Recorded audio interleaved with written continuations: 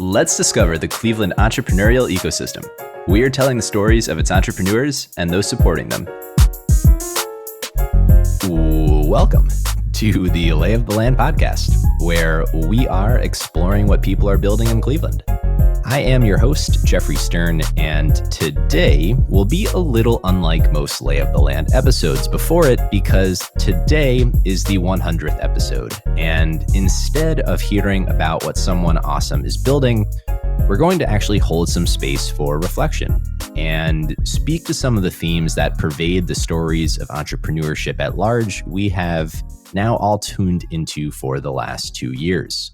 Before we actually dive into all of that, I do just want to start from a place of gratitude and thank everyone who has been a part of this show, from every single person who has come on to share their own story, to all of you listening in, to everyone behind the scenes who has helped make this a reality, with a special shout out to Eric Hornung and Jay Klaus over at the Upside Network and Nathan Todd-Hunter, who keeps this podcast sounding as good as it does. Without all of you, this show simply would not be. So thank you all very much. One of the best parts of this podcast is that not only has it become this repository of inspiring people who are building in Cleveland and throughout Northeast Ohio, but it has also become an accumulation of geography agnostic experiences and stories. And for me personally, it has actually become one of the most reliable ways I've come across to learn from great people recounting their own trials and tribulations of building something. And this isn't really a novel insight. It actually was personally one of my own motivations for doing the podcast in the first place, to learn from people who I may not otherwise get to interact with during my day-to-day life. It's a concept and something I first came across when I first learned about Charlie Munger, who talks extensively about mastering the best of what other people have already figured out. And it's a concept that's also well articulated by many entrepreneurs, athletes, creators, artists who all look to learn from those who have come before them, to stand on the proverbial shoulders of giants. And to this idea, they'll speak of thousands of years of history in which lots of very smart people worked very hard and ran all types of experiments on how to create new businesses, on how to invent new technologies, on new ways to manage, on new ways to lead. And they ran these experiments throughout their entire lives. And at some point, somebody put those lessons down in a book. And for the cost of that book and a few hours of time, you could learn from someone else's entire accumulated experience. And there is so much more to learn from people's past experiences than I think we often realize. You could productively spend all of your time recounting the experiences of great people who have come before you and learn something valuable every single time. And while the medium may have changed from books to podcasts, I have found the underlying exercise is actually the same, thanks to the graciousness of those Cleveland and Northeastern Ohio leaders who have come on the show to recount their experiences and lessons. And while everyone who has come on to share their own story has a unique story, I think there is much that can be gleaned as universal wisdom, applicable regardless of a startup's specific situation. For one, I actually think most startups have a very similar set of problems most of the time. They're not precisely the same problems, but it was surprising to me to learn how similar the problems are regardless of what that startup is focused on solving, and how much of that actually mapped to my own experience navigating startups, particularly as a co-founder of Axuall and on the founding team of Votum before that. So with that, I want to explore some of those universal lessons across the entrepreneur's journey. And I hope they should feel familiar as we have encountered them throughout the 100 or so stories we've heard so far on this podcast. For today, I will do my best to synthesize extensible learnings I have taken with me from this podcast, from what draws people to entrepreneurship in the first place, to where company ideas actually come from, to the actual importance of culture. And I hope you can all take these learnings with you as well.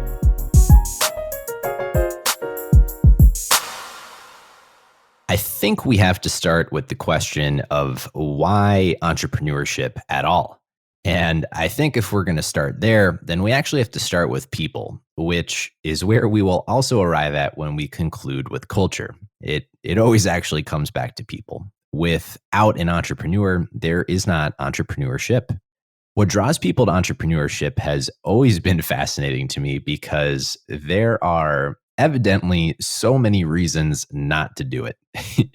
The all-encompassing nature of it, that anything but relentless focus is fatal, the deluge and ubiquity of rejection, the emotional roller coaster with exhilarating highs and devastatingly demoralizing lows, the probabilistically low likelihood of a positive outcome at all, that if you have the aptitude to be a founder, you could likely find a stable, well-paying job. The list is personal and it is daunting and it goes on. The persistent struggle of it all is a critically humbling exercise. But again, evidently people try to build things anyway. We've seen just about 100 examples of that so far. And I think if you take stock of entrepreneurs' motivations, you can understand why. And you find some combination of a desire to captain your own ship, literal ownership. Founders seek to succeed or fail on their own terms, to own the actual outcome, and to have the kind of autonomy that means that nothing will happen unless you actually make it happen. I think you'll also find a desire to operate in the kind of culture that is representative of your values. And this is a topic which we will definitely revisit later in the discussion. You'll find a desire to work on the creation of something that is impactful in the world, that creates real value and addresses real problems that we all face.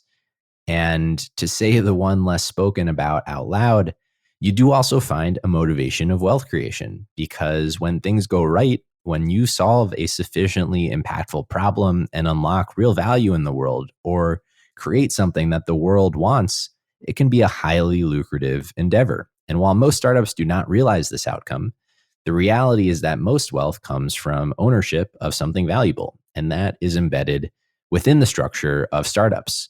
So for those motivated by these core tenets, by ownership, by agency, by autonomy, by culture, by impact, if you are looking for opportunities that fall at the intersection of these motivations, more often than not, you'll find an empty set of existing opportunities and have to create this opportunity for yourself. When this manifests in practice, it often manifests in the form of a startup. And again, this is never an easy endeavor. As John Nottingham, co-founder of Nottingham Spurk, an inventor of some of the most ubiquitous global products, spoke to back on episode 65, most all ambitious ideas were once considered impossible. They were considered impossible until you actually break down what would need to be true so that a future exists where in aggregate, those truths enable the idea. The idea becomes possible, and then you take the requisite steps to make that future happen. If you assume something difficult is impossible from the onset, then you will never even try to do it. So, assuming you're sufficiently motivated and have opted to embark on this journey and attempt the proverbial impossible to build something impactful, traversing the unknown, mapping uncertainty to absolute certain risk, you need to have a sense of where you're trying to go, what ambitious idea you're trying to explore. And I think people often discount ideas. You will constantly hear folks in the context of business mention that ideas don't really matter. They are all a dime a dozen. And when it comes to building something, it's all ultimately about execution. And while I understand where that sentiment comes from, and I think there are aspects of truth in it, where you are trying to go and what problem you are trying to solve matters very much. Some ideas are actually better than other ideas. And the idea, what problem you are trying to solve and what company you're trying to build in order to solve it, matters at a fundamental level, actually. One observation from all of these conversations throughout the podcast for me is that the most interesting people to listen to are often the very people who are the most interested in their idea, interested in that problem they are trying to solve. They exude passion, and it comes through in spades in their stories. And this passion, I also think, is requisite, and it is tied to the importance of the idea itself. Many from the guests on this show like John Nottingham to famed entrepreneurs like Steve Jobs have noticed that the reason why you have to have a lot of passion for building something is because if you don't, any rational person would just give up. If you don't love it, you're going to fail relative to someone who does love it.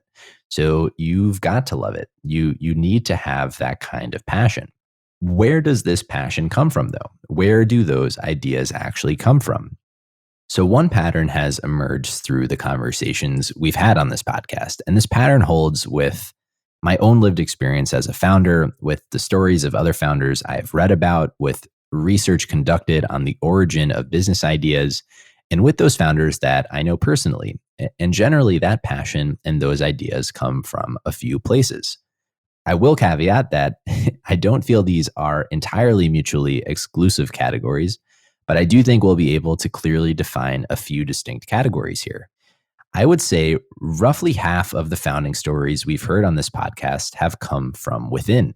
And by within, I mean from people paying attention to their own problems and exploring their own intellectual curiosities. Most commonly, origination stems from someone attempting to solve a problem that they experience themselves and recognizing that the value they've unlocked for themselves by solving this problem is extensible to everyone else who is experiencing that same problem. Just to highlight a few examples of this, on episode 11 with Nicole Pelosi, we learned her founding motivation stemmed from the challenge she repeatedly encountered over the past 20 years, trying to find safe, reliable, on-demand, in-home family care, and how difficult that undertaking actually proved to be. She built OndiCare to solve that exact problem she was facing. On episode 24 with Ryan Cleary, we learned that his motivations for founding FloatMe, which since then has raised close to $50 million in funding in its mission to increase financial literacy and to combat overdraft fees and triple-digit interest rates, stemmed from he and his co-founders' direct encounters with the acute predatory dangers of payday lending. On episode 29 with the Numa Bros, we learned that Brandon and Jared Smith set off to build Numa, which stands for No More Artificials, because they themselves became sufficiently fed up with the unhealthy products given to them as college athletes and pro hockey players and wanted to create a better beverage. On episode 32 with David Edelman, we learned that he founded Thrivable after experiencing the disconnect firsthand between what diabetes patients want and what healthcare companies are actually building for diabetes patients. So that is the first bucket. The second bucket, closely related to solving your own problems, come from the stories of founders who were highly dialed into their own curiosities and took the time to explore and to tinker, and who unlocked real value as a consequence of that exploration of their own curiosity. Here we have examples like Mac Anderson, co-founder of Cleveland Kitchen, formerly known as Cleveland Kraut, who back on episode 20 recounted his experience growing up working with Ohio farmers and at farmers markets since he was a child, where familially he had cultural heritage and had fallen in love with the art of fermentation, and noticed that even amidst the growing farm-to-table movement and growing food scene here in Cleveland, there was not a sufficient sauerkraut offering. The company was ultimately born out of his brother, and his brother-in-law's shared love of fermentation and making sauerkraut themselves. On episode 39, AC Evans, who is the founder of Drips, one of the 20 fastest growing companies in North America, and which arguably created an entirely new market industry around automated conversations at scale via conversational texting. Drips stemmed from AC's fascination with automated marketing, which he discovered at a young age and mastered over a decade of tinkering before founding Drips in the exact wake of that exploration. David Davis on episode 79 has a very similar story. We learned his fascination with the internet at a young age allowed him to explore various direct-to-consumer e-commerce projects, generating over 7 figures in revenue all before he turned 21. He was then able to leverage that exact experience to found FBA Flip, a marketplace to service the emerging world of e-commerce M&A transactions in the Amazon ecosystem where he had been tinkering in for the past decade. On episode 88 with Ann Scotch, we learned about how she was ultimately able to marry art and business in Ann Kate, her Made in America accessories brand and manufacturing firm, by pursuing her long practice passion and interest for fashion as a profession. On episode 56 with Dr. Dan German, we learned about OrthoBrain, which has now raised roughly $10 million in pursuit of transforming the delivery of orthodontics and addressing the global orthodontic skill shortage. OrthoBrain stemmed from his genuine fascination with orthodontics as a practitioner in the field for over 30 years and his depth of knowledge in that exact industry. And the list of these kinds of examples just goes on, from Scott Colissimo of Land Energy and Cleveland Cycle Works, who explored his passion for motorcycles, to Lindsay Watson, the founder of Augment Therapy, who leveraged her passion as a practicing pediatric physical therapist to explore the ways to utilize augmented reality to engage kids to exercise. So passion can be found within, from solving your own problems, from exploring your own interests. Passion can also be found without. And here, without refers to external forces that come from the world at large and pay attention to societal advances, to paradigm shifts, to riding the proverbial waves of technology, of mobile, of AI, of social media, of all those things that technology can compound exponentially. And then working back from some future which does not yet exist, but in the eyes of the founder, perhaps should. My own founding stories fall into this bucket. These were the kinds of questions we were asking that led to the founding of Votum. Why is it that people can't securely vote from their phones? Why is it that those who have physical accessibility considerations are forced to navigate a process they physically cannot in order to vote? Why is it that members of the military living abroad, those who are directly putting themselves on the line for the democratic process, are the demographic most disenfranchised from it? The future of voting is mobile. That was the inspiration. The origins of Axuall, which I co-founded back in 2019, also falls into the same kind of category. The problems of Axuall were not problems directly experienced by myself or by my co-founders Charlie and Lucky. They are problems felt acutely by healthcare practitioners and by health systems. The healthcare industry itself is anachronistic in many ways, often overlooked and hard to reach by the technology startups that have proliferated in social, in commerce, and in other sexier but less consequential and foundational industries like healthcare, like manufacturing, like financial and government infrastructure. The paradigm shift taking place now, though, is actually one of innovation in these unsexier but critically important industries whose archaic frameworks and infrastructures, whose misaligned stakeholders and understructured, siloed data, I think poses some of the most impactful opportunities that technology can address today. At Axuall, we asked, why on average does it take 100 days to onboard a clinician at a hospital? We asked, why don't clinicians have ownership over their own identity and their own data, like state licenses, like board certifications, medical education diplomas, dangerous substance registrations, and so on, which are the very primary bottleneck in this entire credentialing process that spans 100 days. From the very beginning, we had a clear vision of zero-day credentialing, a future of automated clinician onboarding and digital credentials that should exist, and since then have been working backwards from that vision to unlock as much real value for everyone involved. Similarly, we have Dallas Hoganson's story from episode 86, where he discussed his thinking behind Felux.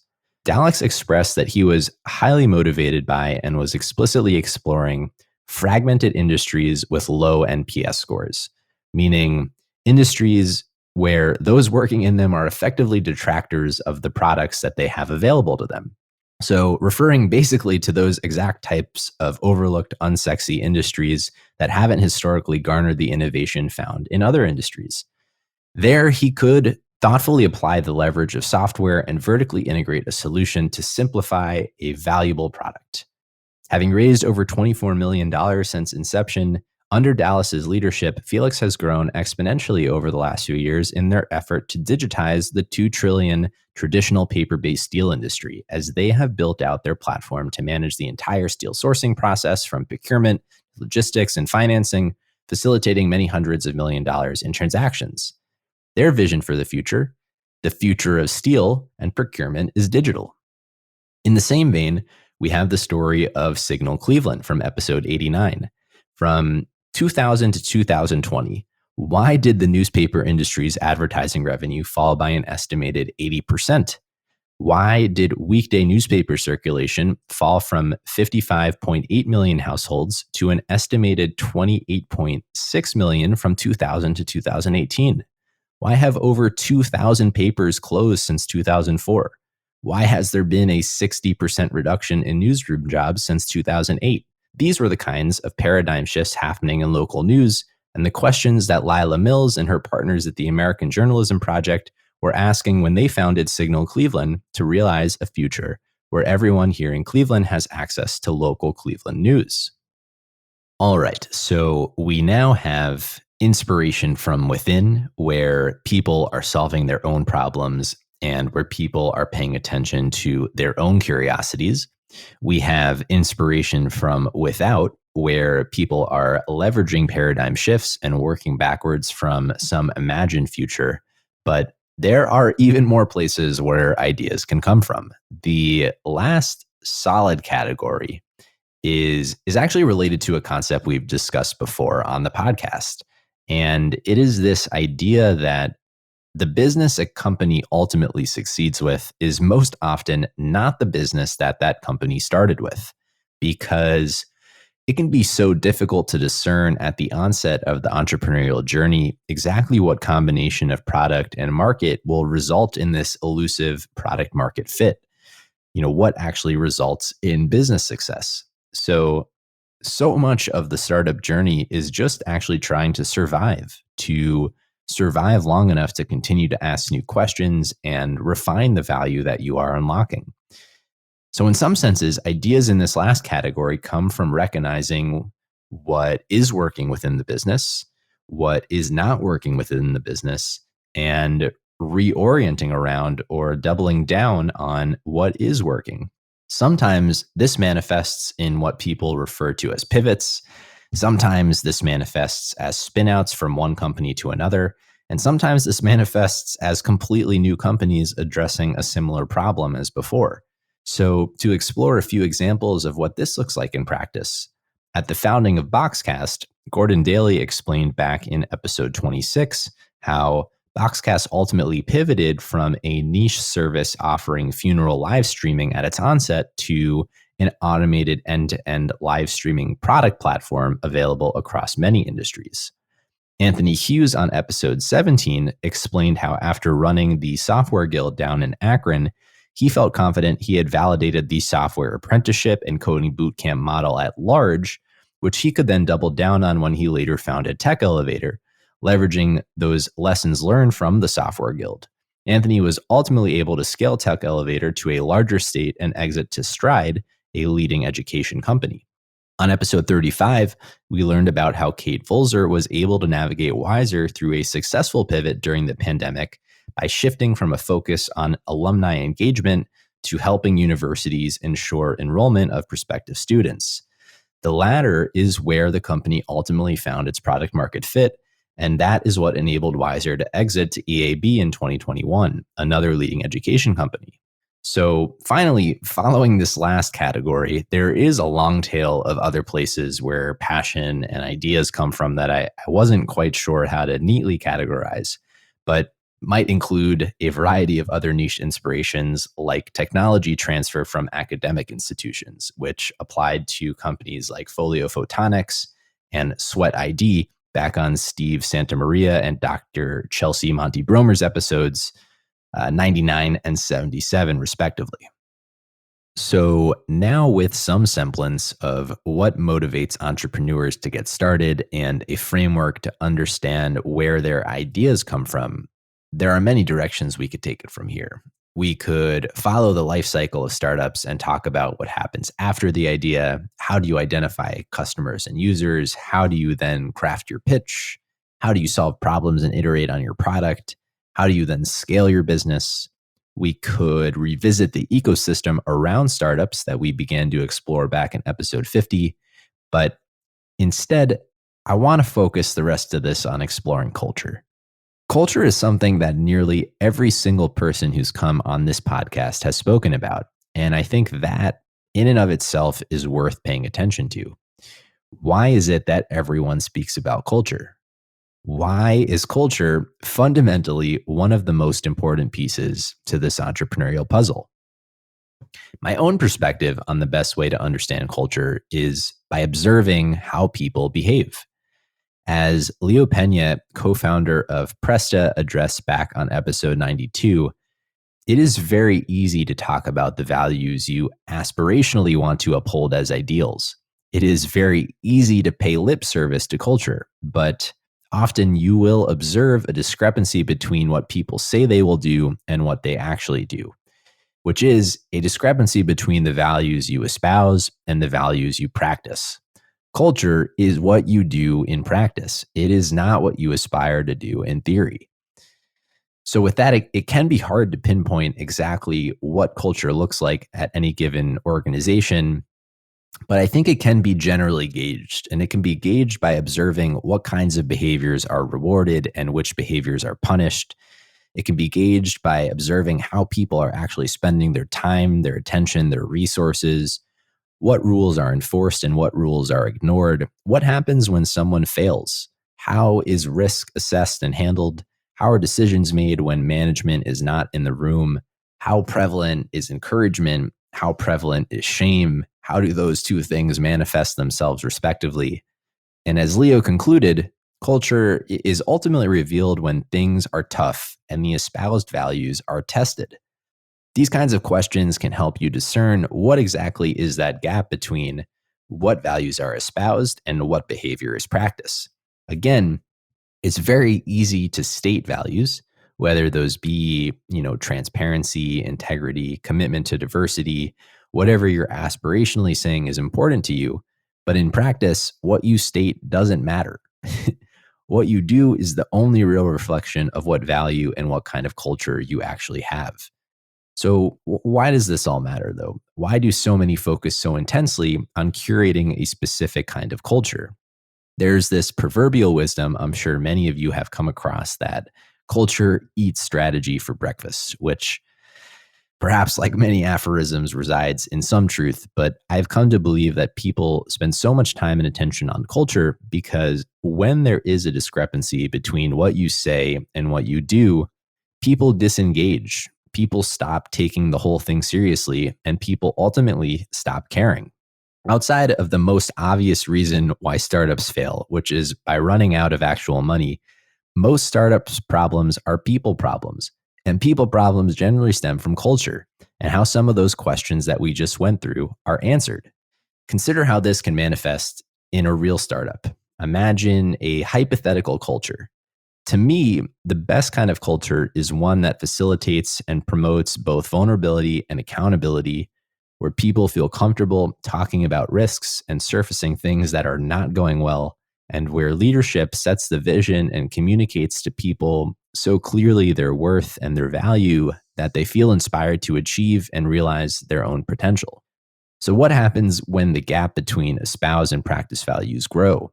When culture breaks down? What happens when the opposite becomes true? When you instead create an environment where people question their self-worth or their competency?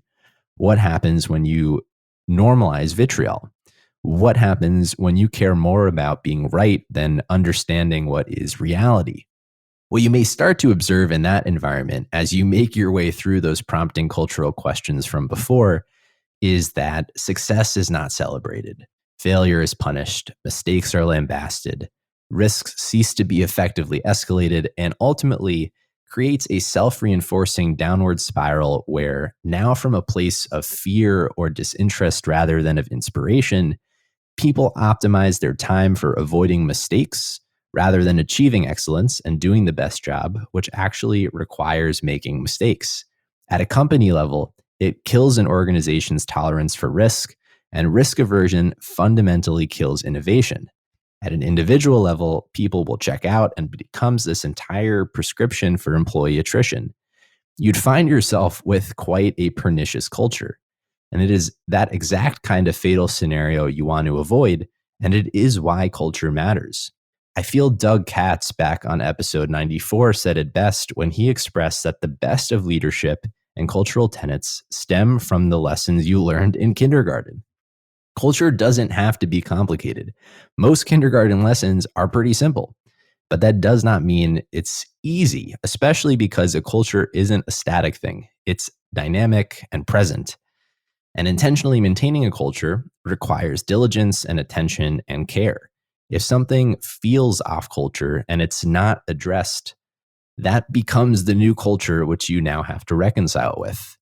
What we have learned from most guests who have come on the podcast, and it is something that I personally feel at the deepest level is true, is that a company's most valuable assets are its people. One of the many trite but true things, but business is just people, and culture's importance follows from that.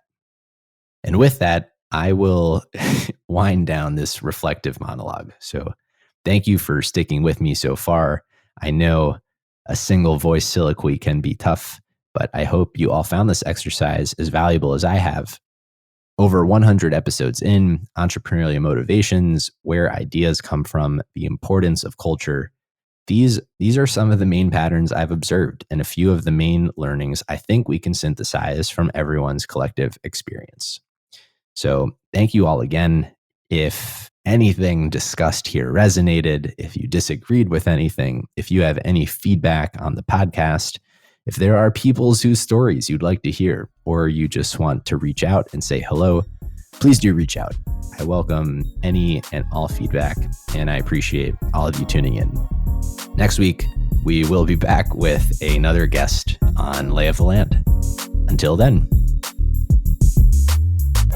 That's all for this week. Thank you for listening.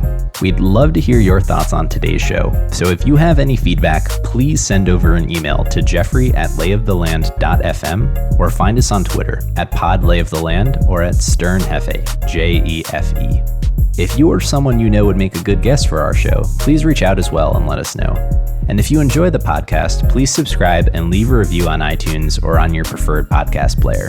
Your support goes a long way to help us spread the word and continue to bring the Cleveland founders and builders we love having on the show. We'll be back here next week at the same time to map more of the land. The Lay of the Land podcast was developed in collaboration with the Up Company LLC. At the time of this recording, unless otherwise indicated, we do not own equity or other financial interests in the company which appear on this show. All opinions expressed by podcast participants are solely their own and do not reflect the opinions of any entity which employs us. This podcast is for informational purposes only and should not be relied upon as a basis for investment decisions. Thank you for listening, and we'll talk to you next week.